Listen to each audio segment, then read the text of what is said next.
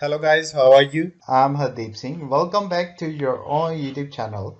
IELTS updates and recent exams. For more updates related to recent IELTS exam writing test topics, listening, reading, practice test, and speaking, you got guesswork. Please, guys, participate in everyday listening and reading practice test to achieve your desired band score in your actual IELTS exam. Please hit the like and subscribe button. Press the bell icon for the upcoming notifications. Don't forget like, subscribe and share my YouTube channel and my Facebook page, IELTS updates and recent exams. Part 1. Anna receives a phone call from her friend Peter. You'll hear an extract from their conversation. First, you have some time to look at questions 1 to 6.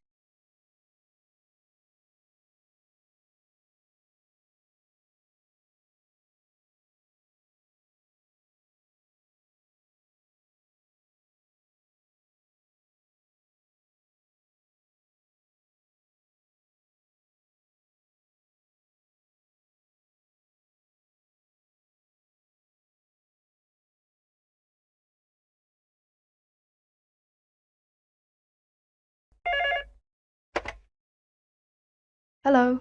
Hi Anna, look, I'm sorry to bother you so late. I just wanted to ask you a little favour. Oh, sure. Well, I'd like to help out. Anything you want. Look, I'm going to London for a week. Oh, how wonderful. Oh, I wish I could get away on holiday. Look, I got a problem though. I got some cats and, I need a home for them. Oh, well, the only thing is, how many of them are there? Well, there's only 2. Oh, well, that's okay then. I think I still have a box, but it's pretty worn out and a bit dirty. Not too nice, you know. Well, I think that'll be all right. I'm sure it'll be fine as long as you clean it up. I mean, you will have to clean it up because, well, I didn't want to mention this earlier because perhaps, but one of them is pregnant, you see. One of the cats is pregnant and she's going to be delivering, pretty soon. Oh, no. I'm a little nervous about it now. I don't know if I can cope with that. Of course you can. Look, I mean, they're okay. She looks after her babies. She had 6 the last time. You'll love them. 6? Wow. That's just a little too many. I don't think I could cope with that, And how do I tell when they're due, when they're going to be delivered? Very simple. You see, the mother starts spending more time in her box and starts meowing a lot. You will know that she's ready to have the babies. Well, what kind of food do I have to give them? Very simple. They don't need anything, and the mother nurses them for about 5 to 6 weeks. You just give the mother cat food and milk. Well, does it have to be hot? No, just fresh milk. Anyway, why do you keep them? Don't they cause you an awful lot of work and trouble? Oh no, they're so sweet. They're so beautiful. You're going to just love them when you see them. They're so nice. Look, the mother also needs some fresh milk every day. Well, how often do I have to give her milk? Just 2 or 3 times a day. Well, here's an idea. Why don't you bring what they need?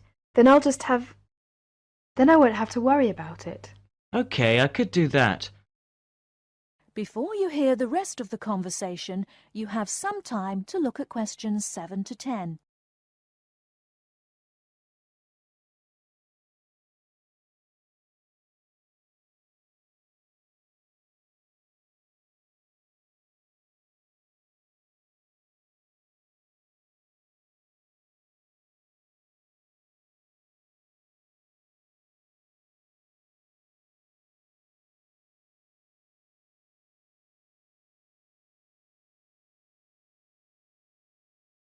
Now listen and answer questions 7 to 10.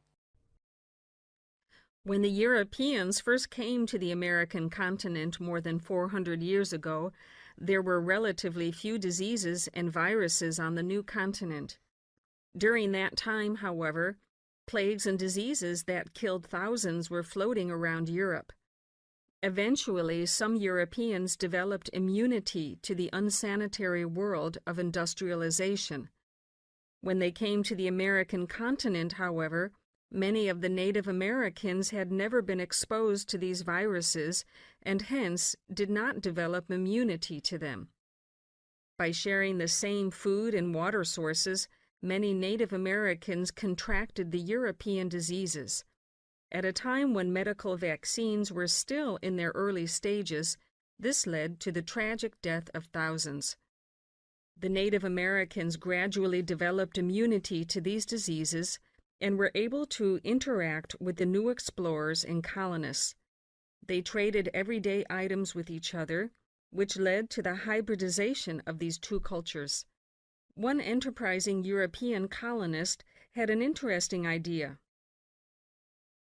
Why not create a trading post where the two groups could sell their newly combined works of art? Eventually, a post was set up, and the distinctly American works became known throughout the country for their unique styles. The trading post continued for a couple more decades until it eventually faded away. The works of that time period can now be seen at the Smithsonian National Museum. Until very recently, some tribes were still making pieces of art and selling them in their local trading posts. That is the end of part 1. You now have half a minute to check your answers.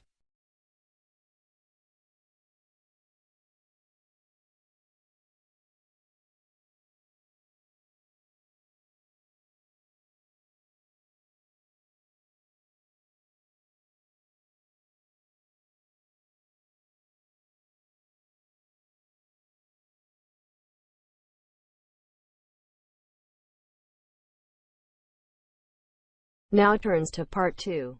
You are going to hear a talk given by Madeline.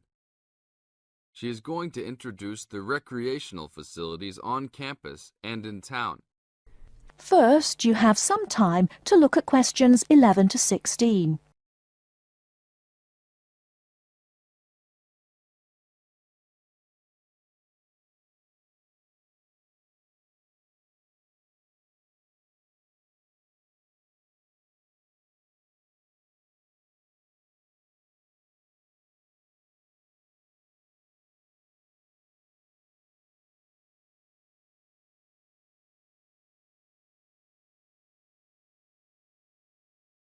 Now, listen carefully and answer questions 11 to 16.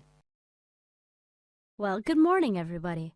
My name's Madeline Stewart, and I'm here to tell you about the recreational facilities available on campus, and also to tell you something about what the town has to offer. You may already know that your Students' Union membership also includes membership of the Sports Union, which provides a range of sporting and recreational facilities on campus, much the same as those in most British universities. The Sports Union has football, tennis, and cricket teams in local competitions. And really, most sports are catered for in some way on campus, even if they're just social matches. In the building itself, there are fitness classes and a full gym, including weights. The Sports Union can also provide cheap tickets to some major sporting events. And to keep you up to date with everything available, there's a weekly newsletter distributed around the campus. You should check this to find out the names and phone numbers of the contact people for each sport or activity you're interested in. Yes, did you have a question? Yes, apart from what you've just said, does the Sports Union offer individual help in any of its activities, for example, in getting fit and healthy? Yes, we do. The Sports Union has a fitness assessment clinic every Friday, staffed by the resident sports trainer, who can provide advice on the best program for you and refer you to various charts. I'm sure you all realize that for any medical assessment or health problem, you should go to the University Medical Service. The sports trainer can also advise you on a suitable training program using the weights. And now on to Ashbury. Before you hear the rest of the talk, you have some time to look at questions 17 to 20.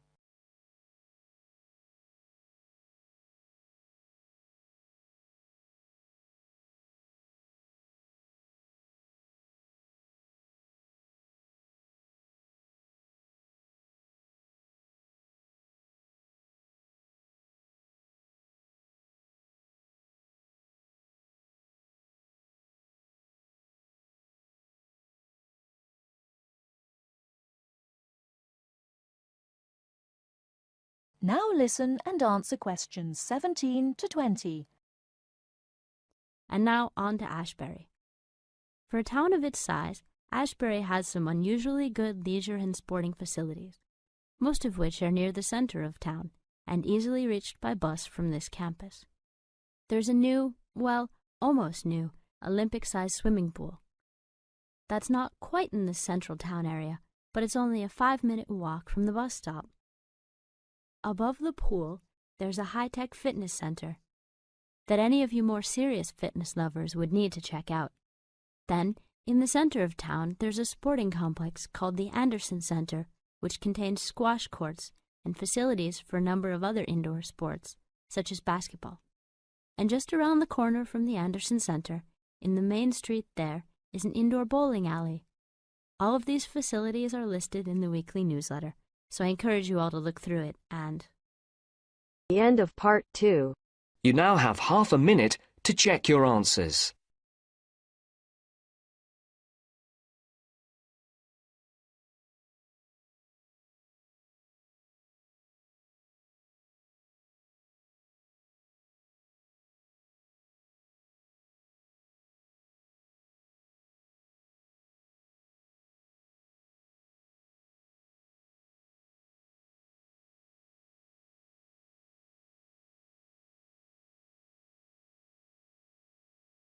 Now turns to part 3. You will hear a tutor and 2 students discussing international student mobility. First, you have some time to look at questions 21 to 26.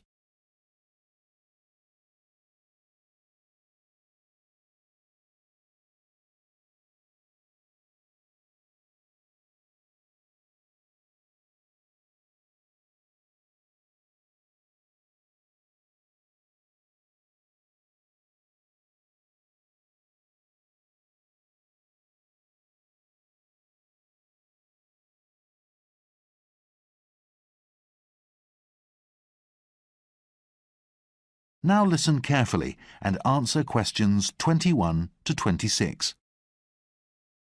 Hi, Nils. Hi, Eva. Come in and sit down. You wanted to talk about your research paper, is that right? Yes, we've drawn up an outline for the introduction and done some preliminary interviews. And how did that go? We've come across some interesting findings. Okay, well, let's go through what you've done so far. What's the subject? Right, so we're doing our paper on international student mobility. We're looking at the overall picture. You know, where overseas students are going in the world to study and why. And we think that picture's changing. Sounds interesting.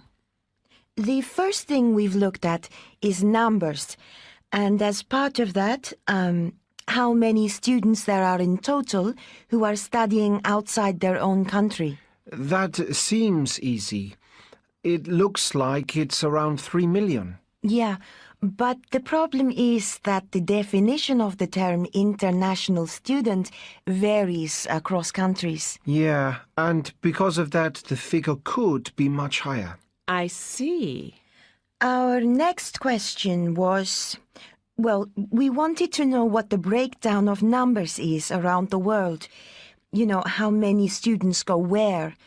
But we're not sure how accurate those figures are either. Yeah, even though it's the fastest growing sector of higher education, some ministries don't include the students at private institutions in their count. It's quite frustrating. Anyway, next, we wanted to know where the majority of students come from. This is something that's changing quite rapidly. Well, that would be an interesting point. What's changing? Most people know that the largest group of international students comes from East Asia. But what we hadn't realized is that figures for the US have quadrupled over the past 20 years, and a lot more students from Europe are also now studying abroad. Aha! Yeah, we need to look at some more figures there. Lastly, we looked at the countries that students go to and the trends there. Yeah, our question really was about the destinations of international students and whether they're changing. And they are. countries like China are providing more higher education opportunities for their own students and for students from places like Britain. This means that higher education is becoming more, well, there are high levels of competition. But with that, there's also a spirit of exchange. It's not so one-sided anymore. Before you hear the rest of the conversation, you have some time to look at questions 27 to 30.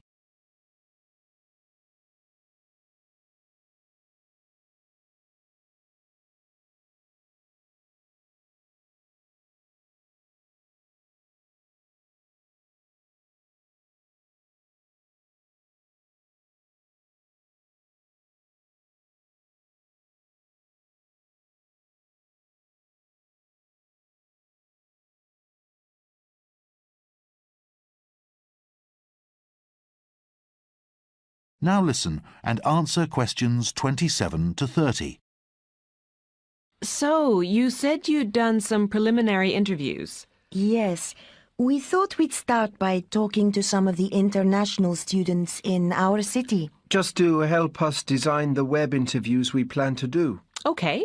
We wanted to find out if there are common factors that students consider to be important when they choose an overseas course. Obviously, these will vary across the international student population, but we thought some, like cost, might be significant. Surprisingly, a lot of students said they left finances to their parents, but they did want to know that their university was a good one. They said they decided about this by talking to friends at home, not by looking at how many degrees or publications the staff had. That's right. But they were interested in the degrees they were taking and whether when they finished their course they'd get a good job. Okay. What else did you ask them about? What sort of incentives they think source countries should offer students to encourage them to return home after they've graduated. A very interesting question. What did you find?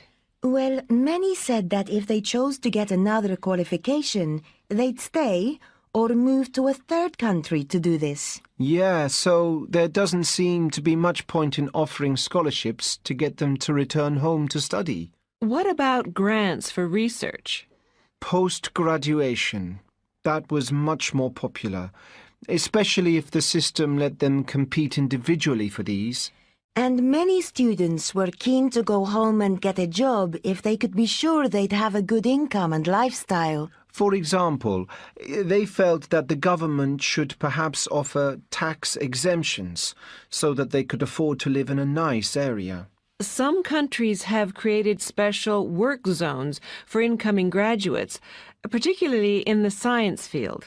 Yeah, and some of these include apartment blocks as well. But as many of the students we talked to were art students, this didn't seem to appeal to them. Okay, well, I think that's a pretty good start. That is the end of part 3. You now have half a minute to check your answers.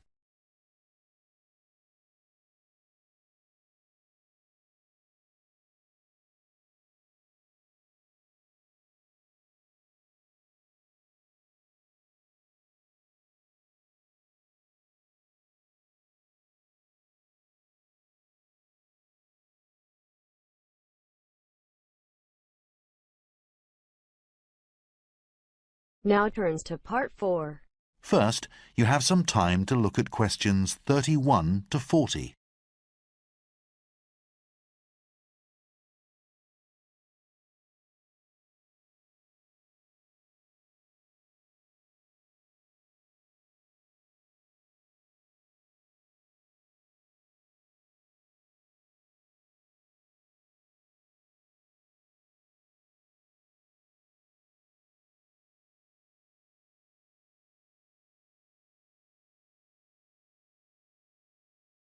Now listen carefully and answer questions 31 to 40. As part of this series of lectures on wildlife, I'm going to talk today about lions, about their history and about some of the work that's been done with lions in recent years. When we think of lions, we tend to think of Africa, as this is the only area of the world where they still exist in the wild, apart from some small groups in the Indian forest of Gir. But you might be surprised to know that lions were once virtually everywhere on the planet. In fact, if you go back 500,000 years, there were more lions roaming the world than dogs or monkeys. You could bump into one in London, Moscow, or LA, in every part of Africa apart from the desert. In fact, the only continents that were and have always been lion-free were the frozen plains of Antarctica, which were obviously much too inhospitable for this jungle creature, and Australia, though there is plenty of bushland there. So what happened? Well, we know for certain that as recently as the 1800s, that's just 200 years ago, lions were being hunted to extinction in some parts of the world, sometimes just for sport. But long before that, about 10,000 years ago, lions started to disappear from various corners of the globe.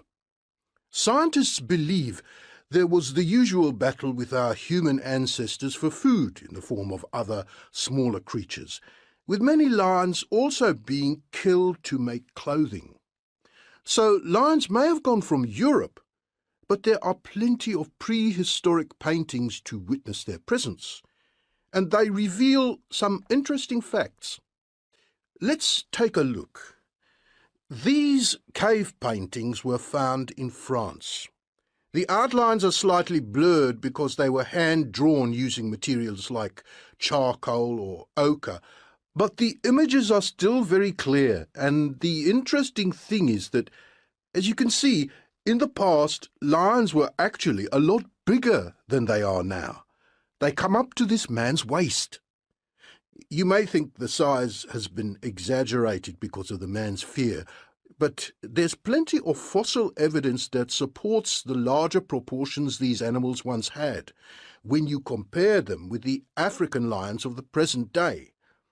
The other curious thing here is that none of the male lions seen in cave paintings like this have the long black or blonde hair around their necks and faces that is called a mane. Now, the lion's mane is another interesting feature of these creatures. No one seems to know much about it. There are none in cave paintings like these. And even today, the date when the lion's mane first appeared is unknown. And there is disagreement among scientists as to what its purpose is. A lot of work has gone into researching this. If you think about it, no other cat has a mane.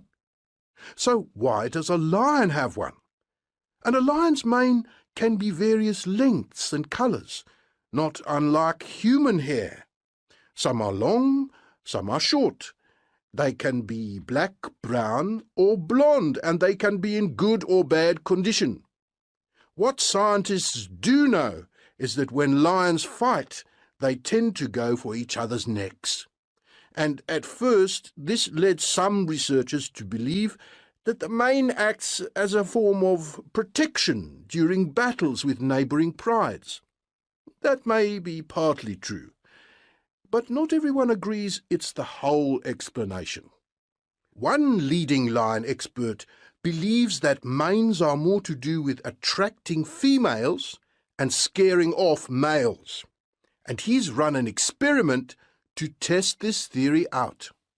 What he did was to make 5 toy lions and put them in the lion's territory. He made sure they all looked different. Some had long, light-coloured manes, some had short, dark ones, and so on. He put these in places where they were sure to be seen, and for a while the lions ignored them.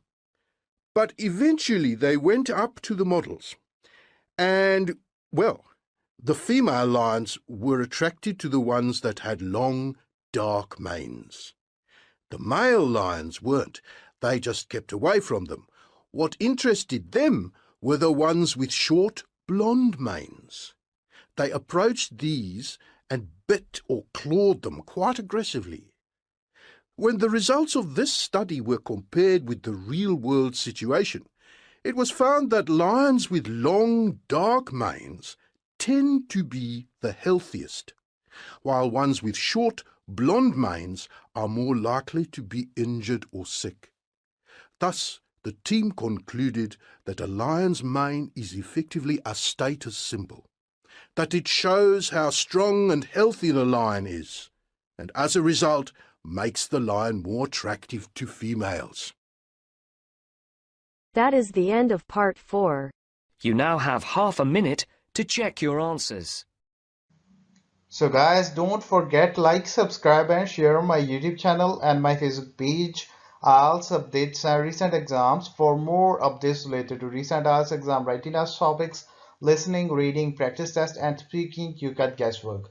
Please guys, participate in everyday new IELTS listening and reading practice tests to achieve your desired band score in your actual IELTS exam. For more IELTS material, visit my official website www.ieltsupdatesandrecentexams.com. The link is given below in the description. If you need PDF files of latest IELTS material, then please join my Telegram channel. So guys, please write your score below the comment section. Again, thanks for listening. God bless you all guys. Stay tuned, stay safe.